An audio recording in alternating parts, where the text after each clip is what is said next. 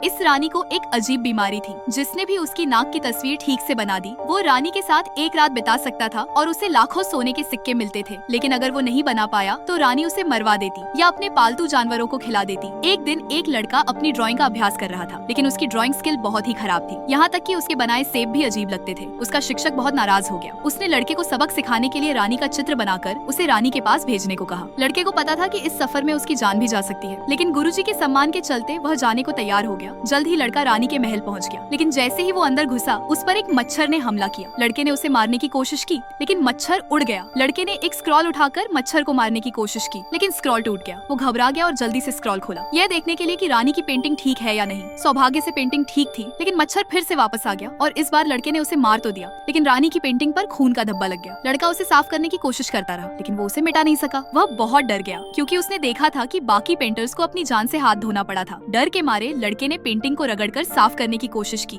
लेकिन इससे रानी की नाक ही मिट गई। अब वह बुरी तरह घबरा गया और सिर पकड़कर सोचने लगा कि अब क्या करे। तभी उसकी नजर एक पेंट ब्रश पर पड़ी। वह तुरंत ब्रश उठाकर रानी की नाक फिर से बनाने की कोशिश करने लगा, लेकिन वह इतना घबराया हुआ था कि उसके हाथ से और भी लाल धब्बा बन गया। सिपाही उसकी ओर बढ़ रहे थे और लड़का कुछ समझ नहीं पा रहा था। वह बार बार कोशिश करता रहा, लेकिन रानी की असली टेढ़ी नाक नहीं बना पाया। जिसके बाद सिपाही उसे रानी के सामने ले गए। रानी के सिंहासन के पास उसे एक बाघ दिखाई दिया, जिससे वह और डर गया। डर के मारे उसने स्क्रॉल खोल दिया। उसे लगा अब उसका अंत आ गया है, लेकिन रानी की पसंद बहुत अलग थी। उसे लड़के का चित्र बहुत पसंद आया। रानी ने उसे इनाम दिया और जीवन भर के लिए पति बनाना चाहा, लेकिन लड़का नहीं माना, क्योंकि रानी उसकी दादी की उम्र की थी। रानी गुस्साई नहीं और उसे राज्य का मुख्य चित्रकार बना दिया। उसका गुरु अब उसका सहायक बन गया।